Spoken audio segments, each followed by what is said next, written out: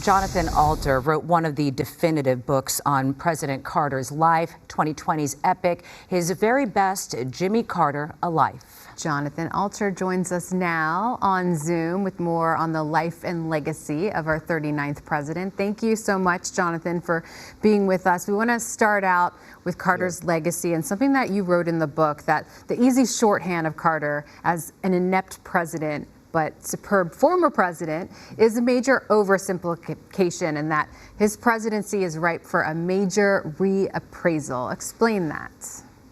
So that's what you hear at every place you go. And, it's half true. He was a superb former president, but he was not a failure as president. He was a political failure. He got shellacked by Ronald Reagan in the 1980 election.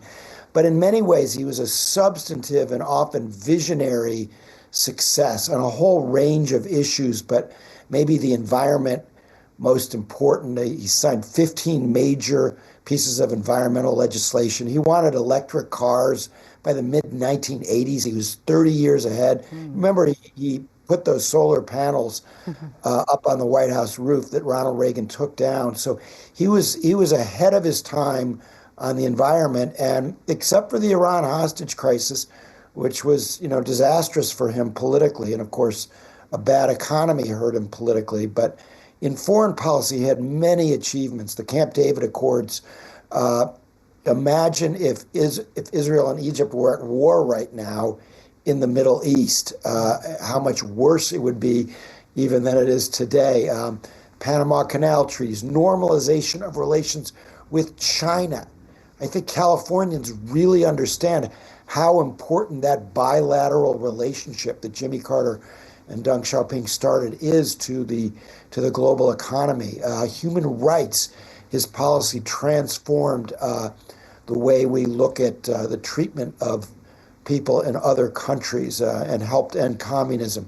So this is a big record. And just to say, it's not as good as what he did after he left office is really to misunderstand the man and his presidency. And you spent a lot of time with Carter as you wrote his book. What was that experience like, and any particular memories that stand out? Was there anything that you learned that surprised you about the man himself?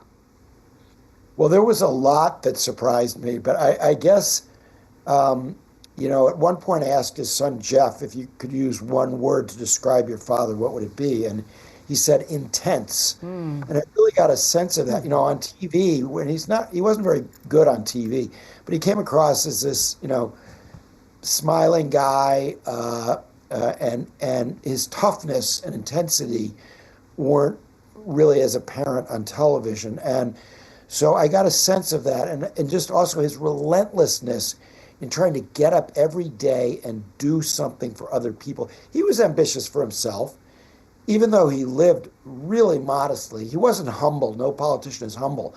But he really got up and wanted to do his very best. That's why that's the title of my book, every single day. And I was with him building a house in Memphis for Habitat for Humanity. That was maybe the most memorable moment. And he kind of taught me how to hammer.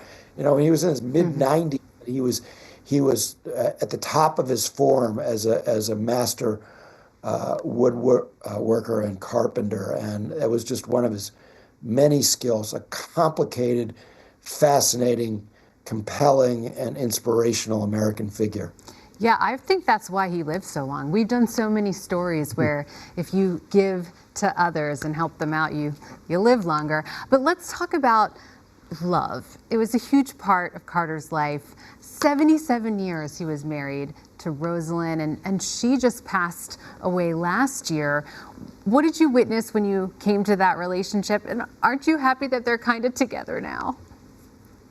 Yeah, and I think that's what they wanted to be. They met 97 years ago because Jimmy's mother was a nurse, and she delivered Rosalind Smith and then brought her toddler, Jimmy, who was 2.5, over to see the new baby. And they started going out when he was at the Naval Academy. My wife and I attended their 75th wedding anniversary in Plains.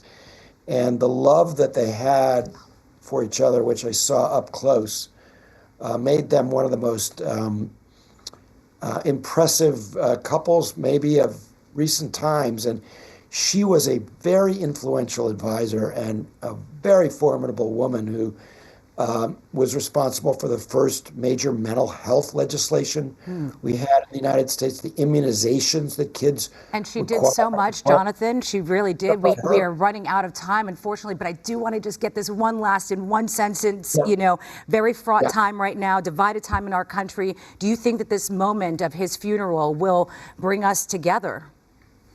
I think it will. And even though, all of our polarization is not going to end anytime soon, Jimmy Carter's example can light the way back to a more decent America.